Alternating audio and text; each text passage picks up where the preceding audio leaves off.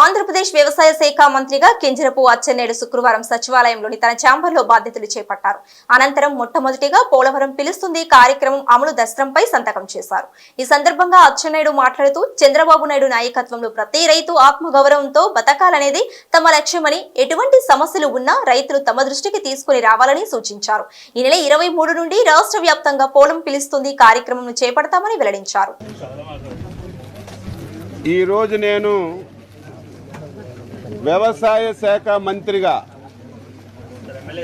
అధికారికంగా బాధ్యతలు చేపట్టినందుకు చాలా ఆనందంగా ఉందని చెప్పి ఈ సందర్భంగా తెలియజేస్తున్నాను. మనది ప్రధానంగా వ్యవసాయ ఆధారిత రాష్ట్రం. రాష్ట్ర జనాభాలో 62% మంది, అంటే దాదాపుగా 3.07 కోట్ల మంది వ్యవసాయ అనుబంధ రంగాలపైన ఆధారపడినటువంటి విషయాన్ని ఈ సందర్భంగా తెలియజేస్తున్నాను.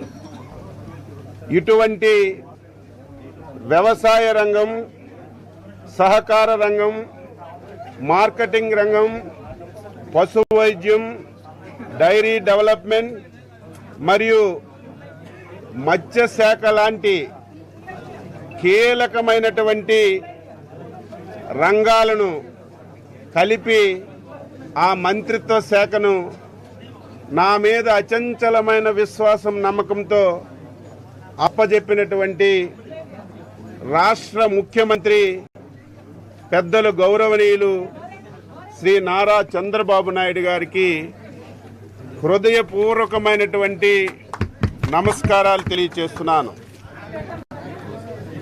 ఇప్పుడే చెప్పాను, 62% జనాభా ఆధారపడినటువంటి ఈ రంగాన్ని ఏ ప్రభుత్వం అయినా సరే అత్యంత ప్రాధాన్యతగా తీసుకొని పని చేయవలసినటువంటి బాధ్యత ఉంటుంది. దురదృష్టవశాత్తు గత 5 సంవత్సరాలు 2019 నుంచి 2024 వరకు ఎవరైతే ఈ రాష్ట్రాన్ని పరిపాలించారో ఆ వ్యక్తి వ్యవసాయ శాఖకి తాళం వేశారని చెప్పి సందర్భంగా తెలియజేస్తున్నాను. ఎంత ప్రాధాన్యత కలిగినటువంటి శాఖ ఉందో లేదో తెలియనటువంటి పరిస్థితి ఏర్పడింది.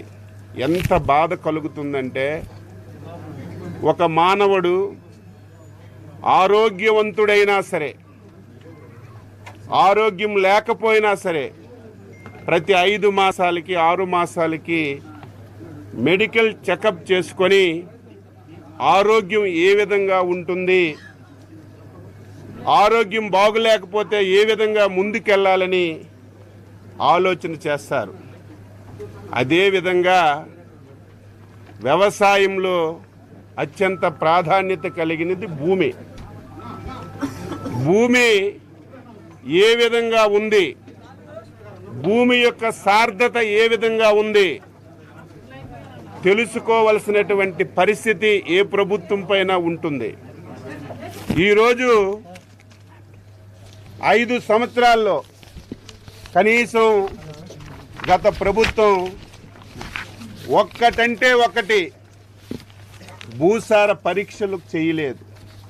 అసలు భూమి ఏ రకంగా ఉందో ఈ ప్రభుత్వానికి తెలిసినటువంటి పరిస్థితి లేదు. విత్తనాలు లేవు, ఎరువులు లేవు.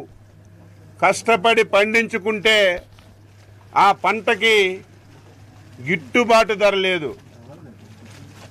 పంట అమ్ముకుంటే 5 మాసాలు 6 మాసాలు డబ్బులు ఇచ్చినటువంటి దాఖలాలు కూడా లేకుండా రైతు తీవ్రమైనటువంటి ఇబ్బందుల్లో ఈ రాష్ట్రంలో ఉన్న విషయం ఈ సందర్భంగా తెలియజేస్తున్నాను.